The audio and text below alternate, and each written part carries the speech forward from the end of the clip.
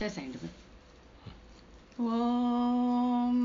श्रीशैलेशदयापात्रं दीपक्त्यादिगुणार्णवं यतीन्द्रप्रवणं वन्दे रम्यजा मातरं मुनिं रम्यजा मातृयोगीन्द्रपादरेखामयं सदा तदा यत्तात्मसत्तादिं रामानुजमुनिं भजे लक्ष्मीनाथसमारम्भां नादयामुनमध्यमाम् अस्मदाचार्यपर्यन्तां वन्दे गुरुपरम्पराम् श्रीमद्यतीन्द्रवरयोगिपदाब्जभृङ्गं श्रीवानशैलमुनिवर्यदयैकपात्रं विख्यातवेदशिखरोभयतत्त्वबोधं रामानुजं कलिजितं मुनिमाश्रयामः பணவாள் அரவணை பள்ளி கொள்பவர்க்கு எவ்வுயிரும் குணபோகம் என்று குறுகை கதிபன் உரைத்ததொய்ய உணர்பாவின் உட்பொருள் ஒன்றும் அறியா உலகறிய மணவாளன் மாறன் மனமுறைத்தான் வன்முடும்பை வந்தே. நாயனார் திருவடிகளே சரணம். அனைவருக்குமே வணக்கம். இப்போ போன வகுப்பு வரைக்கும் நம்ம இந்த பெண் ஞானத்தில் தன் பேச்சு, பிரேமத்தில் பெண் பேச்சு அப்படிங்கிறத வச்சு இந்த மணிவல்லி பேச்சு அப்படிங்கிறது, இந்த பெண் பேச்சு பேசுவது ஆழ்வாருக்கு இயல்பானதா இல்லை வந்தேறியதா அப்படின்னு அதை அலசி ஆராய்வதற்காக அந்த 121வது சூத்திரத்தை ரொம்ப விவரமாக பார்த்தோம்.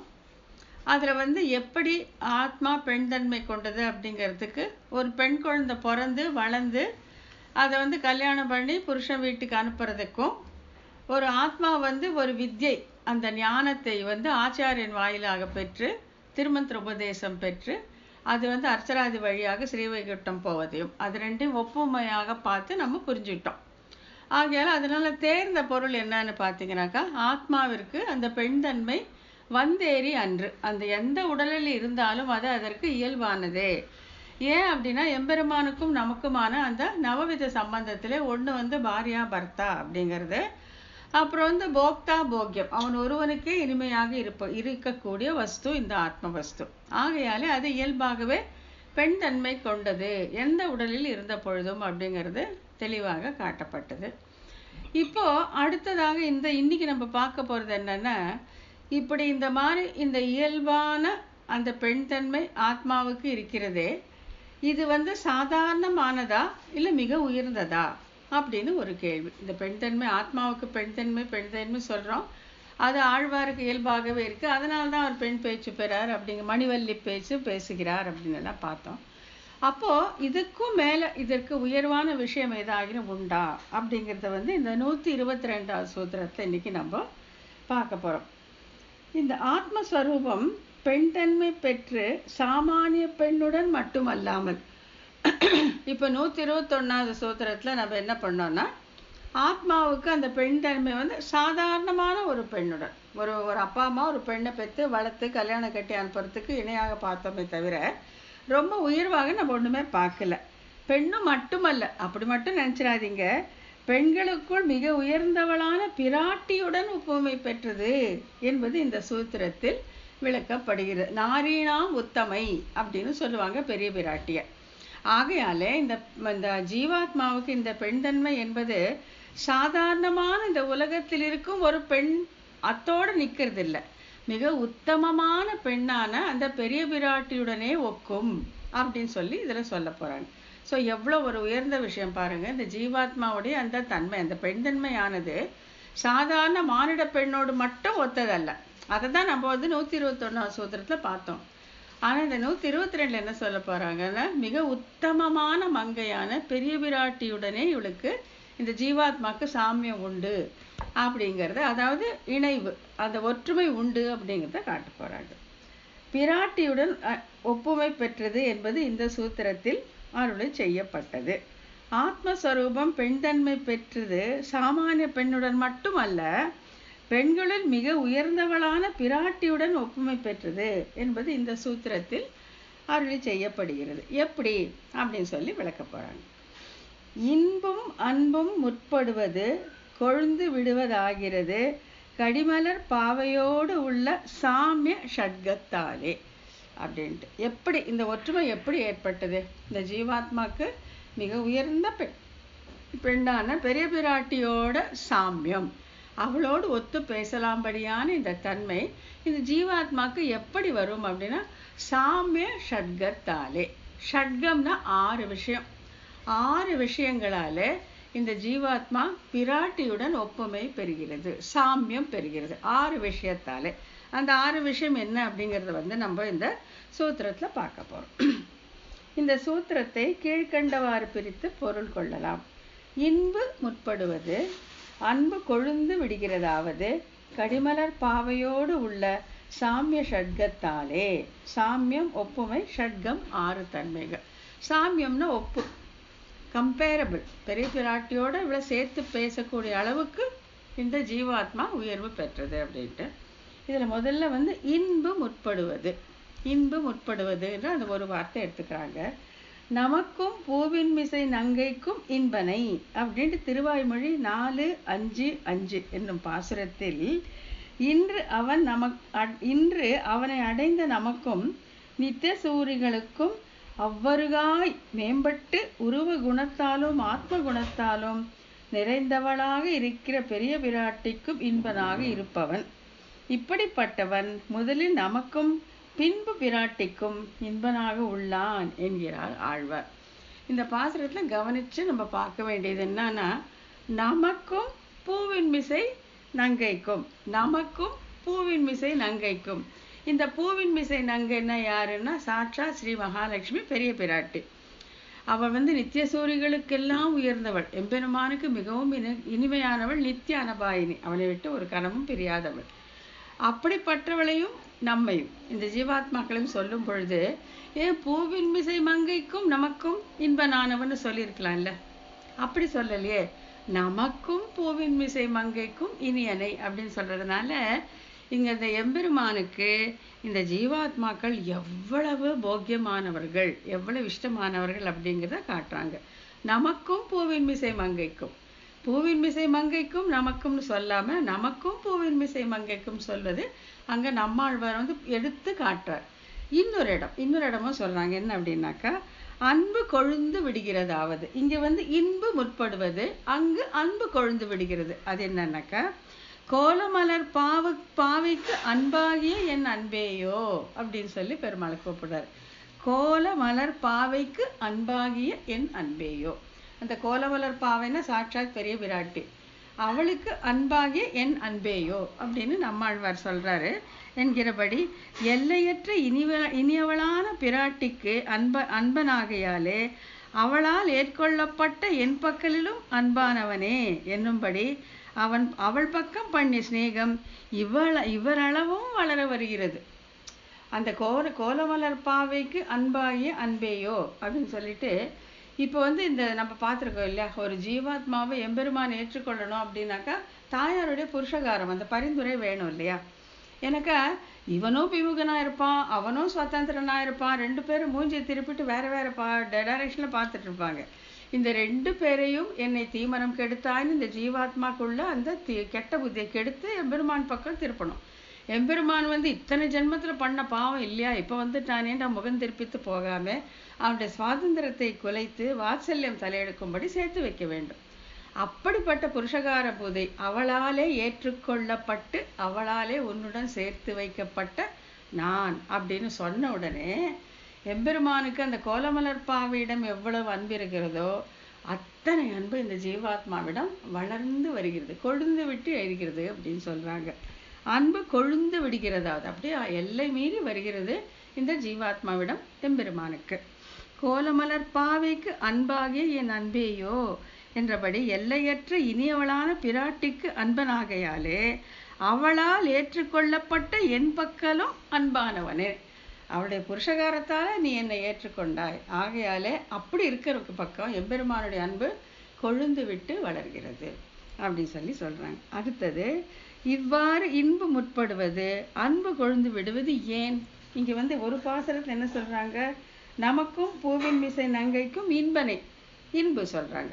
அடுத்த பாசுரத்துல அன்பு கொழுந்து விடுது கோல மலர் பாவைக்கு அன்பாகிய என் அன்பேயோ. இன்பு அன்பு அந்த 2 மட்டும் எடுத்துக்கோங்க. இப்படி இன்பம் உட்படுவது அன்பு கொழுந்து விடுவது ஏன்? ஏன் பெருமாளுக்கு இப்படி ஜீவாத்மாவிடம் இந்த இன்பு ஏற்படுகிறது, அன்பு கொழுந்து விடுகிறது ஏன் அப்படின்னு பார்த்தாக்கா, கடிமலர் பாவையோடு உள்ள கடிமலர் பாவை ஒப்பாள் என்கிறபடி வாசனை மிகுந்திருக்க மலரில் பிறந்தவள், ஒரு காரணம் பற்றி வராத பெண்தன்மை கொண்டவள், எல்லையற்ற இனிமை மிக்கவள் ஆகிய பண்புகளோடு கூடிய பெரிய விராட்டியோடு இந்த ஜீவாத்மாக்கு இருக்கும் ஒப்புவமே ஆகும்.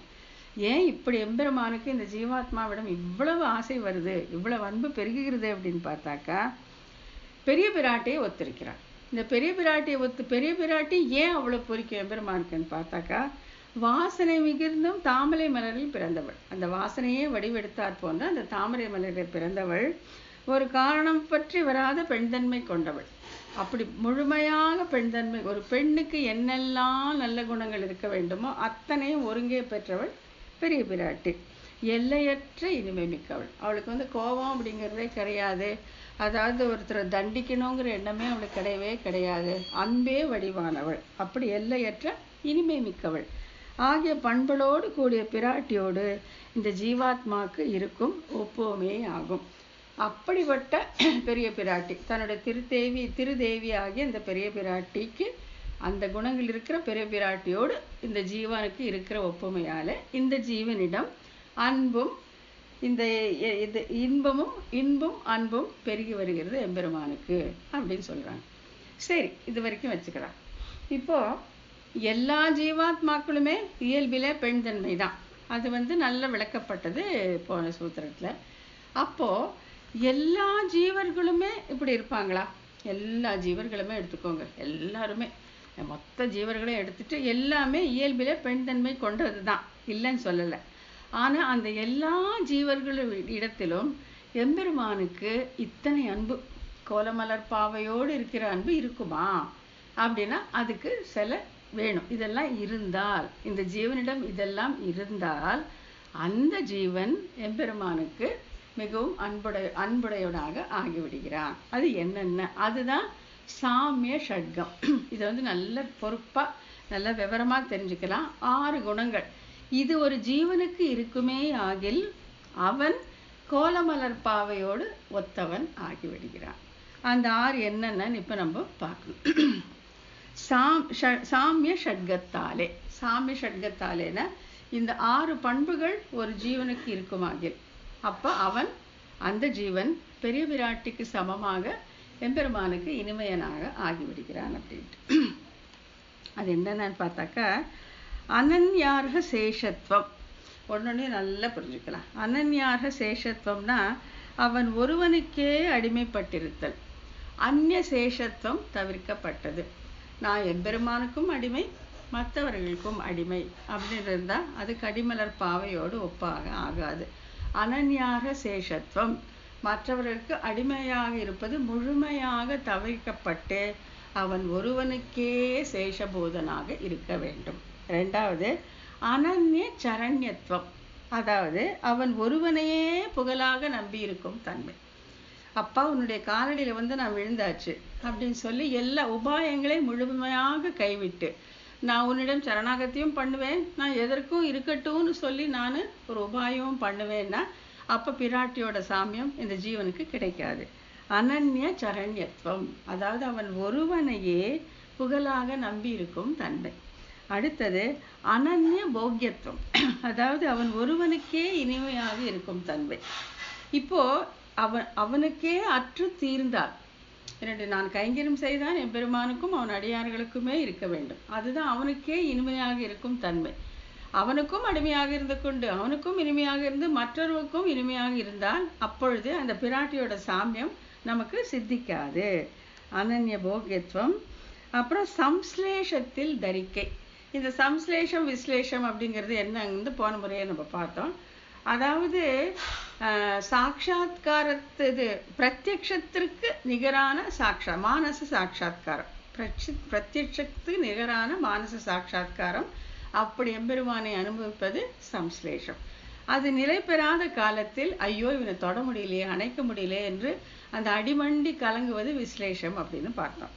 ஆகையால சம்ஸ்லேஷத்தில் தரிக்கை. எப்பெல்லாம் இவனுக்கு வந்து அந்த மானச சாட்சா்காரம் கிடைக்கிறதோ அப்பெல்லாம் இவன் தரித்து திடமாக இருக்கிறான். விஸ்லேஷத்திலே தரியாமை. அந்த அந்த அந்த அனுபவம் கிடைக்காத போது இவன் தரிக்க மாட்டேன் என்கிறான். அடுத்தது ததேக நிர்வாகியத்துவம். ததேக நிர்வாகியத்துவம்னா அவன் ஒருவனாலேயே நியமிக்கப்படுவது. நல்லா தெரிஞ்சுக்கணும். அதாவது என்னுடைய ஒவ்வொரு செயலும், ஒவ்வொரு வார்த்தையும், ஒவ்வொரு செயலும் எல்லாமே, என்னுடைய நினைப்பு எல்லாமே எம்பெருமான் அந்தர்யாமியாக இருக்கும் ஸ்ரீமன் நாராயணனால் நிர்வகிக்கப்படுகிறது. அவனே சர்வநியந்தா என்பதை உணர்ந்து நம்முடைய ஒவ்வொரு செயலுக்கும் எல்லாத்துக்குமே அவனே பொறுப்பு என்று இருப்பது. இதை நான் செய்கிறேன் அப்படிங்கிற அந்த சுவாதந்திரத்தை தவிர்த்து அவன் ஒருவனாலேயே நிர்வகிக்கப்படுவது. இந்த 6 குணங்கள் ஒரு ஜீவாத்மாவிடம் இருக்குமாகில் அவன் பெரிய விராட்டிக்கு ஒப்பவனாக ஆகிறான். அது என்னன்னாக்கா அனன்யாக சேஷத்துவம், அவன் ஒருவனுக்கே அடிமைப்பட்டிருத்தல். அனன்ய சரண்யத்துவம், அவன் ஒருவனையே புகழாக நம்பியிருத்தல். அனன்ய போக்கியத்துவம், அவன் ஒருவனுக்கே இனியவனாக இருத்தல். சம்ஸ்லேஷத்தில் தரிக்கை, விஸ்லேஷத்தில் தரியாமை. ததேக நிர்வாகியத்துவம், அவன் ஒருவனாலே நியமிக்கப்படுவது. இந்த 6 குணங்களும் இருந்தால் ஒரு ஜீவன் வந்து பிராட்டியோட சாமியம் அடைகிறான் அப்படின்னு சொல்லியிருக்கு. ஸோ இதை வச்சு நம்ம பார்த்துக்கலாம், நம்ம பிராட்டியோட சாமியமா இல்லையா அப்படிங்கிறத நம்ம இந்த 6 நமக்கு இருக்கான்னு பார்த்து நம்ம தெரிஞ்சுக்கலாம். இப்போ என்னென்னா, இந்த நமக்கும் பூவின் விசை நங்கைக்கும் என்பனை அப்படிங்கிறதுக்கு ரொம்ப அழகான ஒரு ஐதீகம் சொல்லுவாங்க. என்னன்னாக்கா, ராமராவண யுத்தம் தொடங்கிடுச்சு. ராமர் தன் படையோடு போய் நிற்கிறார். பக்கத்தில் சுக்ரீவ மகாராஜா நிற்கிறார். அந்த பக்கம் ராவணன் அப்படியே தன் சேனையோடு வந்து தேரில் அப்படியே நிற்கிறான். அதை பார்த்த உடனே சுக்ரீவருக்கு சொல்ல முடியாத கோபம். இவனா இந்த பையலாம் வந்து பெரிய பிராட்டியும் இவன் பிரித்து வச்சிருக்கிறான்ட்டு அவனை பாய்ந்து அவனுக்கு அடிக்கிறதுக்கு போகிறார். போன உடனே அவன் ஓங்குறான், கதையை ஓங்குறான் ராவணன். எப்படியோ இவரை மீட்டு கொண்டாந்துறாங்க சுக்ரீவனை. ராமர் வந்து என் பக்கத்தில் நில்லுங்க அப்படின்னா வந்து நின்றுக்கிறார் சுக்ரீவன்.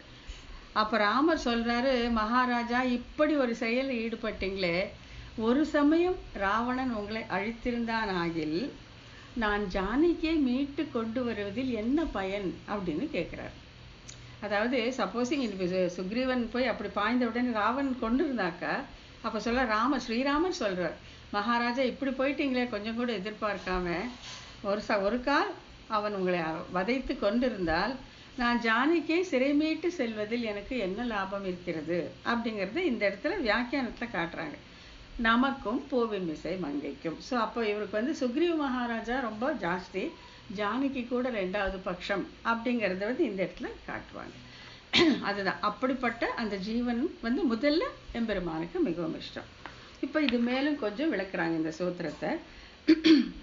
இன்பன் என்பது சிநேகிதன் என்றபடி, எனக்கு ஃப்ரெண்ட். இன்பன் என்பது சிநேகிதன். அன்பு இன்பு ஆகிய 2 சொற்களும் சிநேகத்தை குறிப்பவை தான். ரொம்ப பெரிய வித்தியாசம் கிடையாது இல்லையா? இன்பு அன்பு 2க்கும் பெரிய வித்தியாசம் கிடையாது.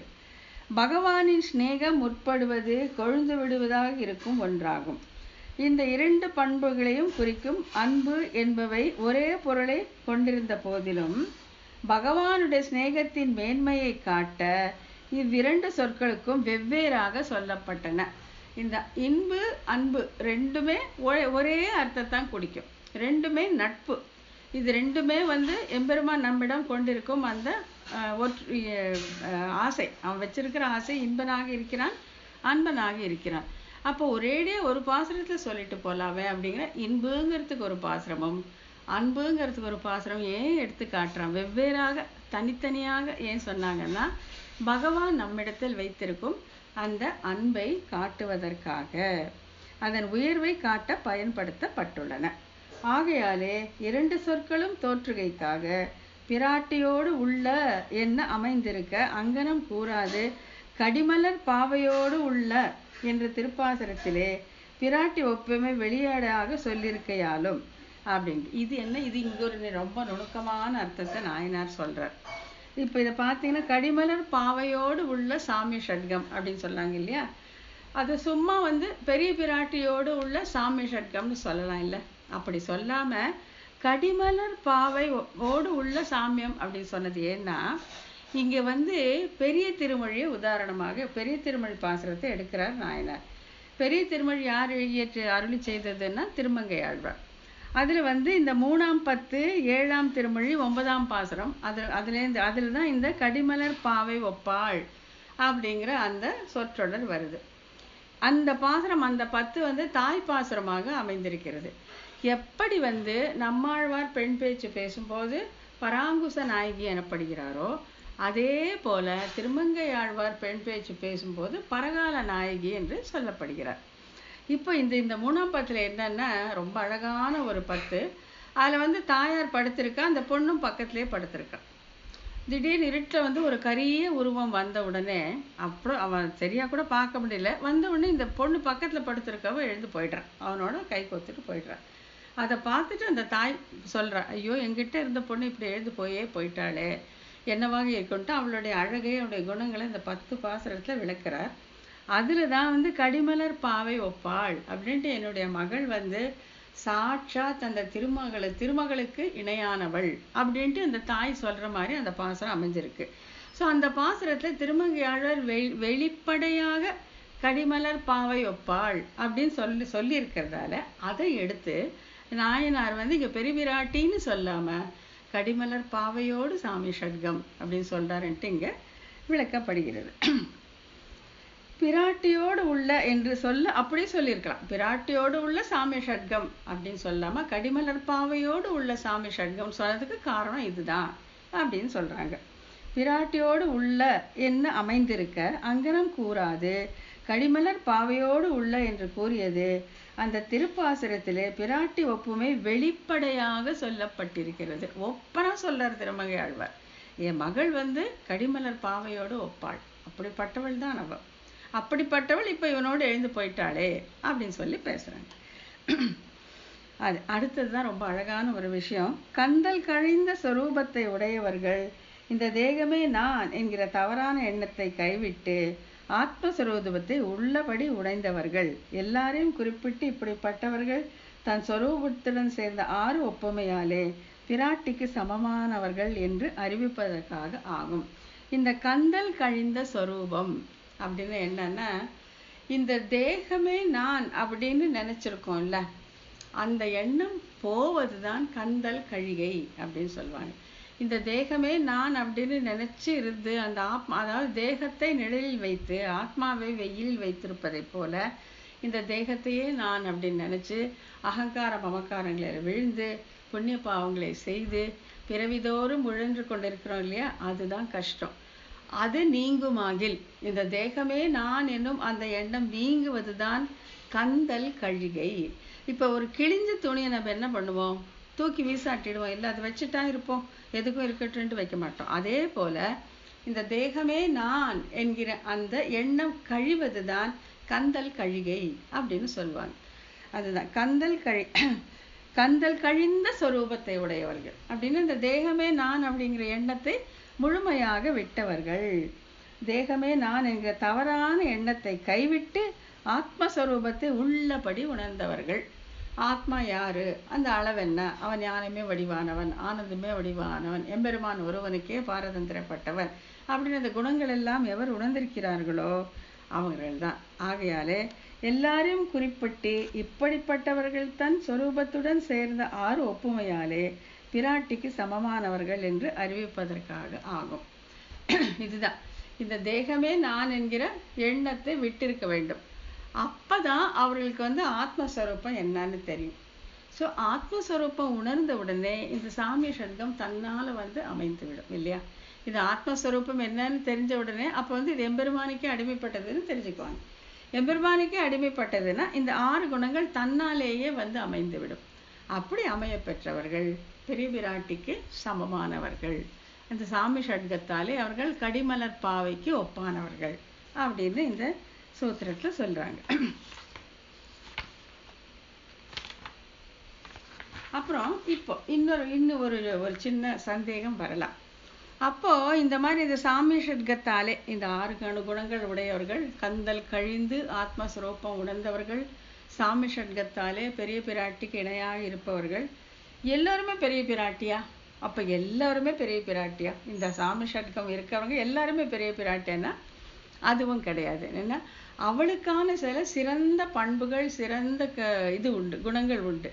அது எல்லாருக்குமே வராது. இந்த 6 குணங்கள் மட்டும்தான் ஜீவாத்மாவுக்கு வந்தது. அப்படி இந்த சாமி ஷட்கத்தை தவிர பெரிய விராட்டிக்கு இருக்கக்கூடிய சிறப்பான பண்புகள் எது அப்படிங்கிறத காட்டுறாங்க. ஒப்புமையாலே என்று சொல்லாமல், ஒப்புமையாலே சும்மாவே சொல்லியிருக்கலாம்ல, பெரிய பிராட்டியோட ஒப்புமைன்னு சொல்லியிருக்கலாம். அப்படி சொல்லாம 6 வகையான ஒப்புமையாலே ஏன் சொல்றாங்க? இந்த சாமி ஷட்கத்தை ஏன் ஸ்பெசிஃபை பண்ணி சொல்றாங்க? பிராட்டியோடு ஒக்கும்னு சொல்லியிருக்கலாமே அப்படின்னு அதற்கு விசேஷித்து கூறியது. இப்படி ஸ்பெஷலாக சொல்லியிருக்கிறது ஏன்னா நிரூபகத்துவம். ஸோ இப்போ என்னன்னா இந்த பெரிய பிராட்டிக்கே உரிய குணங்களை சொல்ல போறாங்க. ஒன்று நிரூபகத்துவம், அதாவது இறைவனுக்கே அசாதாரணமாக தர்மமாக இருப்பது. இப்போ எம்பெருமானுக்கு திருமால், ஸ்ரீயபதி, திருமகள் கேள்வன் இப்படியெல்லாம் ஏன் சொல்கிறோம்? அந்த ஸ்ரீயபதியாக இருக்கும் தன்மை அவனுக்கு இருப்பதால், திருமகள் கேள்வனாக இருக்கும் தன்மை அவனுக்கு இருப்பதால், பெரிய பிராட்டியுடைய கணவனாக இருப்பதால் தான் அவன் திருமால் அப்படின்னு சொல்கிறாங்க. அதாவது அவன் அந்த அந்த சுவாமித்துவத்தை நிரூபிக்கக்கூடிய தன்மை ஏன் பெறுகிறான் என்றால் இந்த பிராட்டி கூட இருப்பதால் தான். பிராட்டி இல்லாட்டி திருவில்லாத தேவரே தேரேல்மின் தேவர் என்று அந்த திருவுடைய சம்பந்தம் இல்லாட்டி அவர் தேவர்களே இல்லை அப்படின்னு சொல்ல வராங்க. ஆகையாலே எம்பெருமானுடைய அந்த பரத்வத்தை, அந்த சுவாமித்துவத்தை நிரூபிக்கும் தன்மையை ஏற்படுத்தக்கூடியவளாக இருப்பவள் இந்த பெரிய பிராட்டி. இறைவனுக்கே அசாதாரணமான தர்மமாக இருப்பது. இறைவனுக்கு, எம்பெருமான் ஸ்ரீமன் நாராயணனுக்கு அசாதாரணமான தர்மமாக இருப்பவள் இந்த பெரிய பிராட்டி ஸ்ரீ மகாலட்சுமி. அனுரூபத்துவம்னா அவனுக்கு ஒத்த வடிவினை உடையவளாக இருப்பது, அவனுக்கு ஏற்ற வடிவம், அவனுடைய அழகு, சௌகுமாரியம் எல்லாத்துக்கும், அந்த திவ்ய குணங்கள் எல்லாத்துக்கும் ஏற்ற அனுரூபமான குணத்தை உடையவள் இந்த வடிவினை.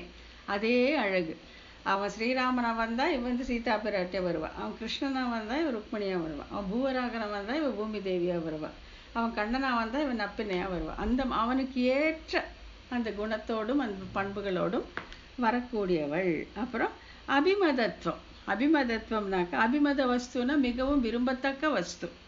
அபிமதத்துவம் அவனுக்கு விருப்பமானவளாக இருப்பது, ரொம்ப பிடிக்கும். நித்திய அனபாயினி, ஒரு கணம் கூட பிழியவே மாட்டா. அவனுக்கும் பெரிய பிராட்டி இல்லாட்டி ஒண்ணுமே முடியாது. பெரிய பிராட்டி எப்பவுமே கூடவே இருக்க வேண்டியது அவனுக்கு. அபிமதத்துவம் அவனுக்கு விருப்பமானவளாக இருப்பது. அப்புறம் சேஷத்துவ சம்பந்த துவாராபாவம், உயிர்கள் இறைவனுக்கு அடிமைப்படுவதற்கு இவள் வழியாக இருப்பது. சேஷத்துவ சம்பந்த துவாராபாவம், துவாரான வழி, அந்த வழியாக இருப்பவள். இதுதான் புருஷகாரத்துவம் தான். இது இப்போ நம்ம கொஞ்சம் முன்ன பார்த்தது அந்த ஜீவனையும் எம்பெருமானும் சேர்த்து வைக்கக்கூடிய அந்த கடகத்துவம். அந்த கடகர்கள்னு பேர், சேர்த்து வைப்பவர்கள். அப்படி சேர்த்து வைக்கும் தன்மையே இவளுக்கு தான். அதுக்கு தான் புருஷகாரம்னு சொல்றது. இவள் புருஷகார பூதை, உயிர்கள் இறைவனுக்கு அடிமைப்படுவதற்கு இவள் வழியாக இருப்பது. இவளை பிடிச்சுதான் அவனிடம் நாம் சேர வேண்டும். ஏன்னா இப்போ பார்த்தோம், கோலமலர் பாவைக்கு அன்பாகிய என் அன்பேயோ அப்படிங்கிறத பார்த்தோம் இல்லை. அவளால் உன்னிடம் சேர்ப்பிக்கப்பட்ட ஜீவன் இல்லையா? அவன் மட்டும் சுதந்திரனாக இருக்கும் பொழுது ஜீவனை ஏற்றுக்கொள்வான், ஏற்றுக்கொள்ளாமல் கூட போகலாம். ஆனால் அவனை வழிப்படுத்தி, அவனையும் திருத்தி, ஜீவனையும் திருத்தி சேர்த்து வைப்பதற்கு ஒரு வழியாக இருக்கக்கூடியவள் இந்த பெரிய பிராட்டி. சேஷத்துவ சம்பந்த துவாரா, அடப்பாவி நீ அவனுக்கு தாண்ட அடிமை, சேஷத்துவ நீ அவனுக்கு சேஷபூதன் அப்படிங்கிறத இந்த ஜீவனுக்கு சொல்லி சேர்த்து வைப்பதற்கு வழியாக இருப்பவள். உயிர்கள் இறைவனுக்கு அடிமைப்படுவதற்கு இவள் வழியாக இருப்பது. இவளை முன்னிட்டு தான் நாம் எம்பெருமானை பற்ற வேண்டும். அப்புறம் புருஷகாரத்துவம், அதுதான் இறைவனோடு உயிர்களை சேர்த்து வைக்கும் தன்மை. அவளே தான் அங்கே வழியாக இருக்கிறாள், புருஷகார பூதையாக இருக்கிறாள். அப்புறம் பிராபிய பூரகத்துவம், உயிர்கள் செய்யும் கைங்கரியத்தை இறைவன் திருவுள்ளத்தில் நிரம்ப செய்வது. இது ரொம்ப முக்கியம். நாம் ஒரு கைங்கரியம் செஞ்சால் அது 100 மடங்கா பெருசு பண்ணி சொல்லுவாளாம். அப்படி பண்ணா அவன், இப்படி பண்ணா இவன், ஐயோ நீ பார்க்கணுமே, அவன் பண்ண பிரசாதம் அவ்வளோ நல்லா இருந்துச்சு, அவன் கொடுத்த அந்த சாத்துப்படி பார்க்கணுமே நீன்ட்டு நம்ம ஒன்று செஞ்சுருந்தா 10ஆக்கி 100ஆக்கி அதை எம்பெருமான் இடத்துல சொல்லி அந்த அவன் உள்ளத்தில் மகிழ்ச்சியை ஏற்படுத்துவாளாம். அது ஒன்று. பிராப்பிய பூரகத்துவம். பிராப்பியம்னாக்கா அந்த பலன் இப்போ நமக்கு எம்பெருமானோட கிடைக்கும் அருளையும் பல மடங்காக்கி நமக்கு தெரிவிப்பாள். நாம் செய்யும் கைங்கரியத்தை பல மடங்காக்கி எம்பெருமானுக்கு தெரிவிப்பாள்.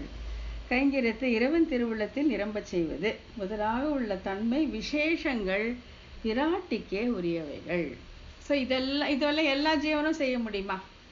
முடியாது இல்லையா? முடியவே முடியாது. ஆகையால் இதெல்லாம் பெரிய விராட்டிக்கே உரிய விசேஷத்தன்மைகள். ஆனால் அந்த 6 குணங்கள், அந்த ஷட்கம் விராட்டிக்கும் ஜீவனுக்கும் எந்த ஜீவனுக்கு இந்த ஷட்கம் இருக்கிறதோ அது பெரிய விராட்டிக்கு சமமாகும் அப்படின்னு கொண்டாந்து முடிக்கிறாங்க. இந்த கடைசியில் பெரிய விராட்டிக்கே உரிய குணங்கள் தனியாக சொல்லப்பட்டது. அது ஆனால் ஏன்னு கேட்கலாம் இல்லையா? இப்போ எல்லாம் இந்த சாம ஷட்கம் உள்ள ஜீவர்கள் எல்லாமே பெரிய விராட்டியானா இல்லை, அவளுக்கே உரிய பண்புகள் உண்டு அப்படிங்கிறத இந்த இதில் அழகாக காட்டி கொடுக்குறாங்க. அடுத்தது 123வது சூத்திரம். பரிசுத்தமான ஜீவாத்மாவின் ஸ்வரூபம் 6 வகைகளாலே பெரிய விராட்டிக்கு ஒப்பாகும். ஆகையால் இந்நிலை ஆழ்வாருக்கு வந்தேறியது அன்று என்பதோடு நில்லாமல் அவருடைய தன்மை விசேஷங்களால் எம்பெருமானின் காதலுக்குரிய பட்டத்து தேவிமார் மூவரோடும் இவருக்கு சாமியம் உண்டு என்பதை இவர் திருப்பாசனங்களிலிருந்து அறியலாம் என்று அருளி செய்யப்படுகிறது. இப்போ மற்ற ஜீவர்கள் எல்லாம் விட்டுட்டாங்க, ஆழ்வாரை மட்டும் எடுத்துட்டு இவர் சாதாரணமாக பெண்மைத்தன்மை நிறைந்தவர் எல்லாம் சொல்லியாச்சு. மணிவல்லி பேச்சு வந்தேரியன்று எல்லாம் சொல்லியாச்சு. இப்போ 3 தேவிமார்கள், எம்பெருமானுடைய 3 தேவிமார்கள்னா பெரிய பிராட்டி, பூமி தேவி, நீலாதேவி 3 பேரும் தான் எம்பெருமானுடைய பிராட்டிமார்கள். அப்படி இருக்கும்போது இப்போ அவர் அந்த 3 பேருக்கும் ஆழ்வாருக்கும் என்னெல்லாம் ஒற்றுமை இருக்கும் அப்படிங்கிறது இந்த சூத்திரத்தில் காட்ட போகிறாங்க. ரொம்ப பெருசு, இதில் கொஞ்சம் பார்த்துக்கலாம். ஒரு பிராட்டி, பெரிய பிராட்டியோட மட்டும் பார்த்துக்கலாம்.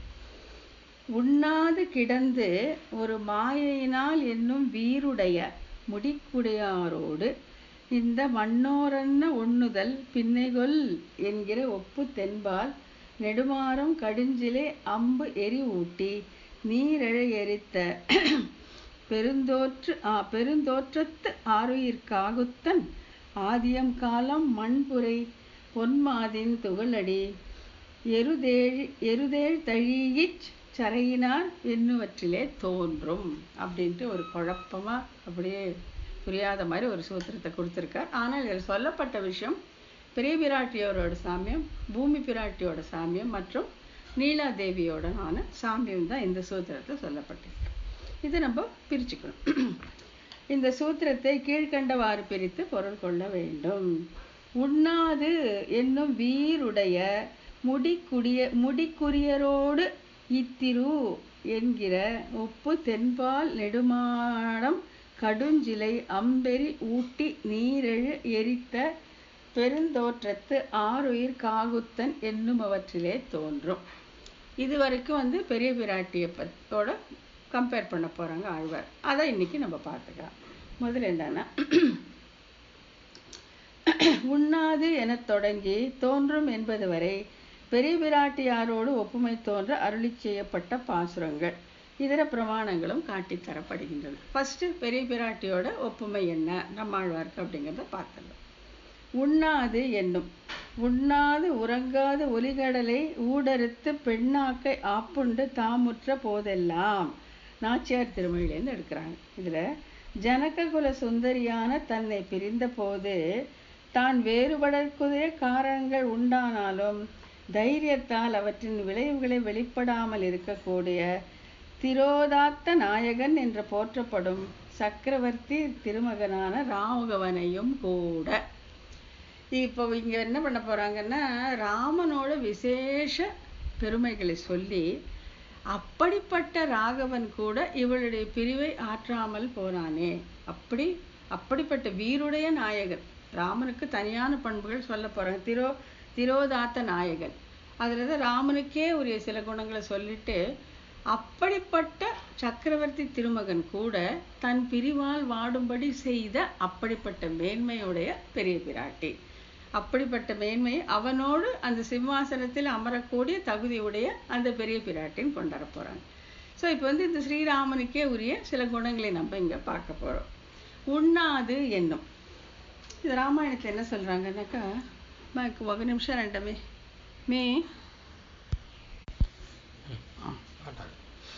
உண்ணாது என்னும். ராகவன் மாமிசத்தை உண்ணவில்லை. ஸ்ரீராமாயணம் சுந்தரகாண்டம் 36:42. ஸ்ரீராமன் எப்பொழுதும் உறக்கம் இல்லாதவனாக இருந்தார். ஸ்ரீராமாயணம் சுந்தரகாண்டம். காட்டு ஈக்களும் கொசுக்களையும் சரீரத்திலிருந்து ஓட்டமாட்டார் என்று ஊனும் உறக்கமும் அற்று கடித்ததும் ஊர்ந்ததும் அறியாதபடி செய்யவல்ல திறமை படைத்த சக்கரவர்த்தி திருமகள்.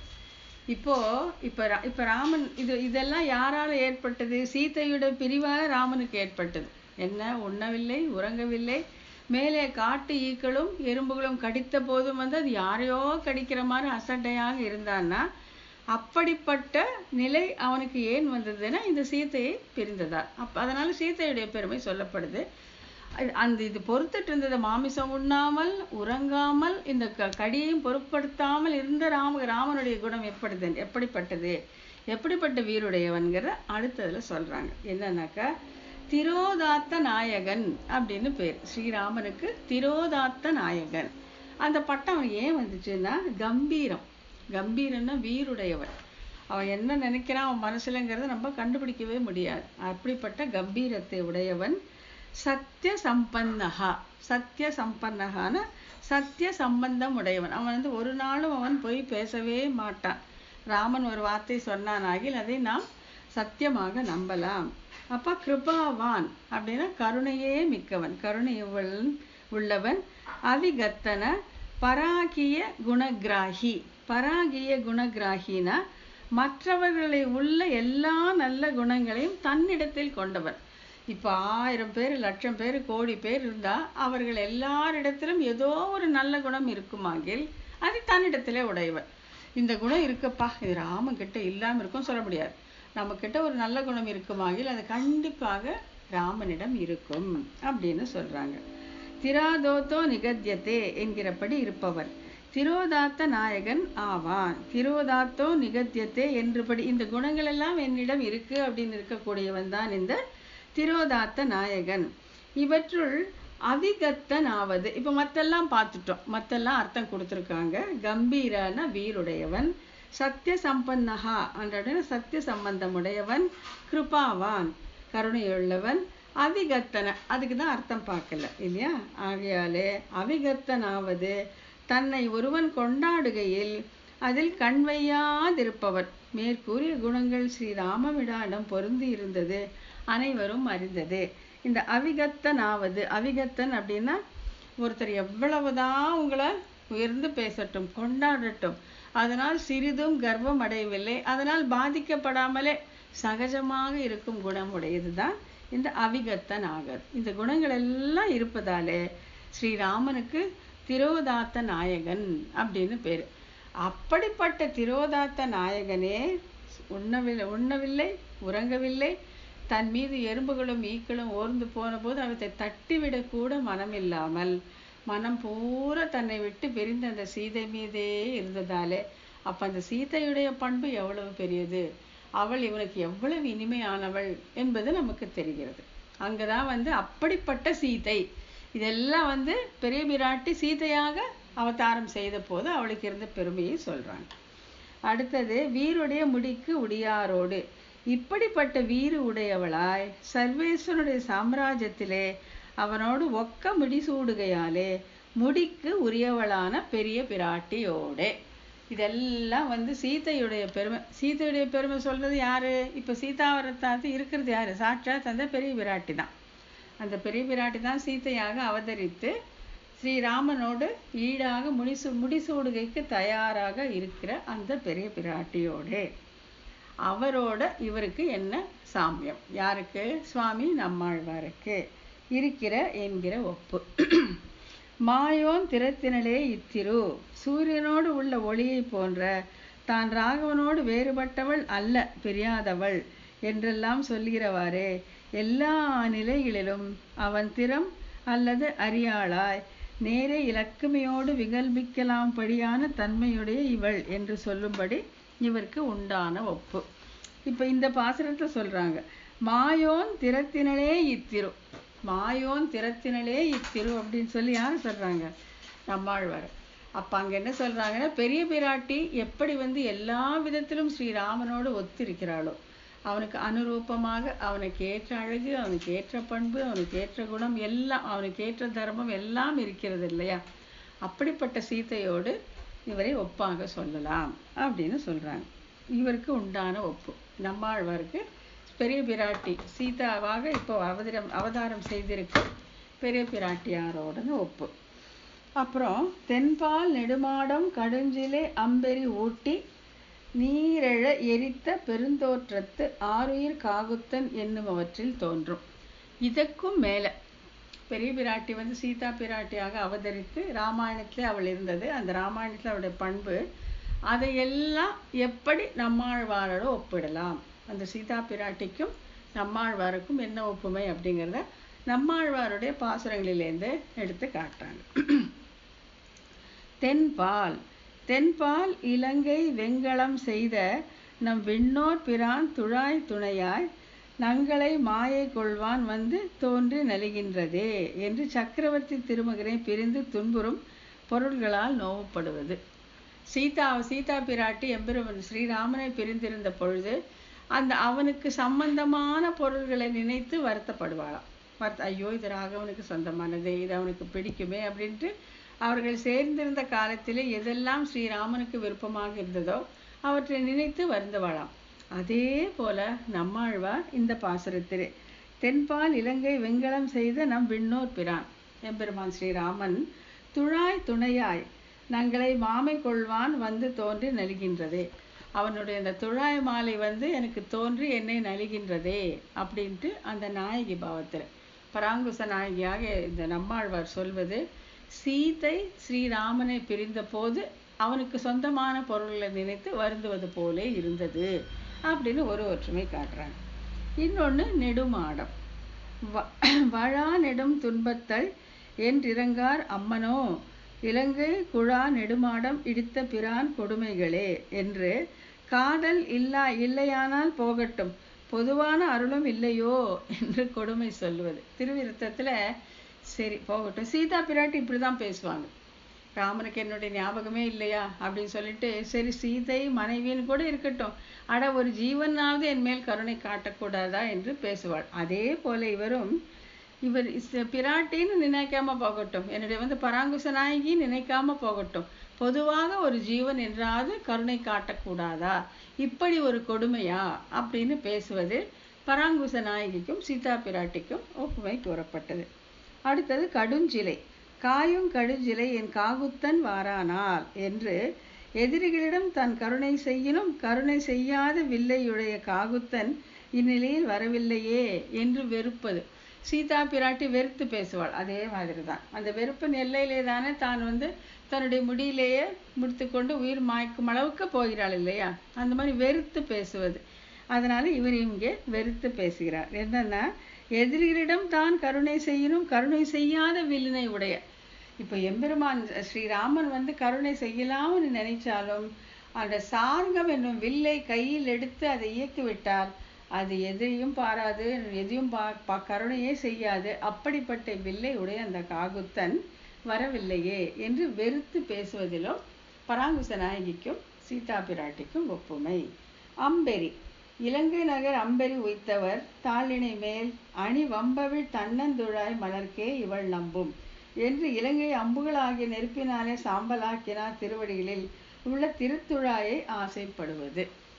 இப்போ சீத்தை மீட்டு வந்ததுக்காக ஸ்ரீராமன் இலங்கையை எரித்து விட்டான் இல்லது, அனுமான் போய் இலங்கையை எரித்து விட்டான். அப்படிப்பட்டவள் அந்த துழாய் திருத்துழாய் கிடைக்குமா என்று சீதை ஆசைப்பட்டது போலவே இவரும் அவர் திருவடியில் உள்ள திருத்துழாயை ஆசைப்படுகிறார். அந்த விதத்திலும் சீதா பிராட்டிக்கும் இவருக்கும் ஒற்றுமை அப்படின்னு சொல்றது. அடுத்து ஊட்டி தீமுற்ற தென்னிலங்கை ஊட்டினான் தாழ் நயந்து யாமுற்றது உற்றாயோ என்று இலங்கையை மொத்தமாக நெருப்புக்கு விருந்தாக்கினவன் திருவிடையிலே ஆசைப்பட்ட நான் பட்ட துன்பம் நீயும் பட்டாயோ என்று தம்மோடு ஒத்த துக்கமுடையவர்களை கட்டிக்கொண்டு அழுவது. இப்போ இது எதுன்னு பராங்குசனாகி துன்பத்தால் கஷ்டப்படுறார். அதாவது எம்பெருமான் வந்து முகம் காட்டவில்லையே அப்படின்ட்டு. இந்த பராங்குசனாகி பட்ட கஷ்டத்தை வந்து சீதா பிராட்டி அசோகவனத்திலே தனித்திருந்த பொழுது என்னெல்லாம் பட்டாள் அங்கதோடு ஒப்பிட்டு காட்டுறாங்க.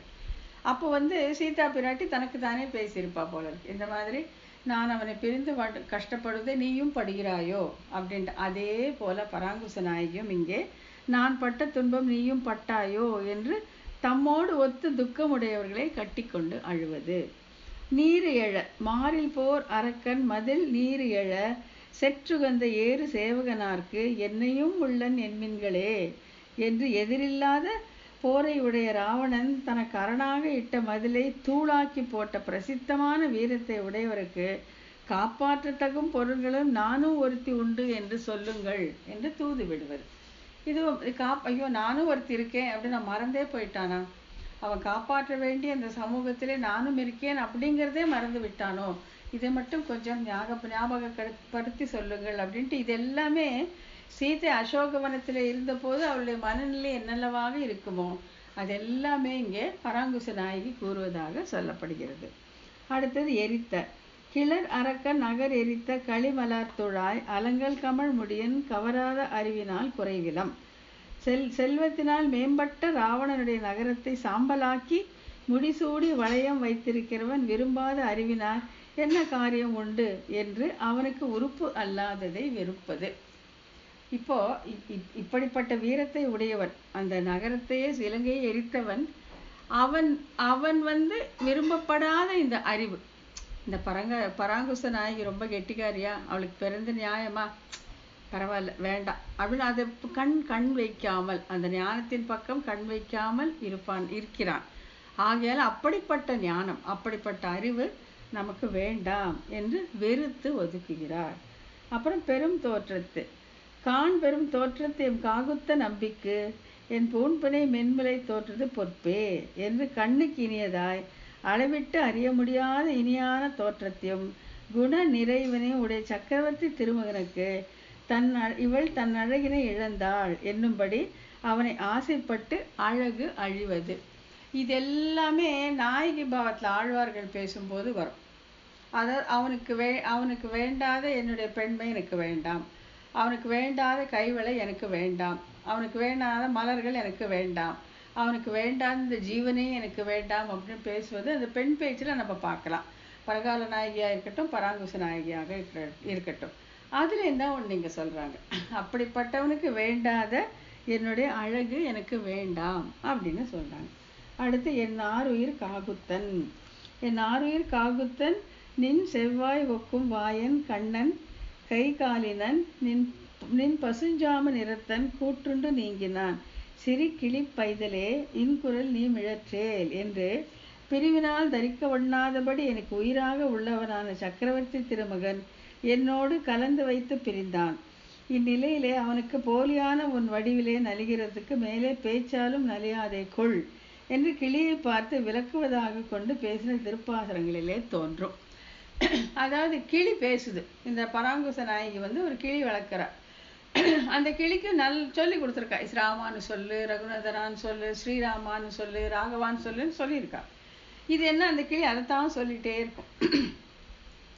இப்போ இந்த பிரிவு துயரால வாடும் பொழுது அந்த கிளியுடைய பச்சை நிறம் வந்து அவளுக்கு ராமனே நினைவுபடுத்துது.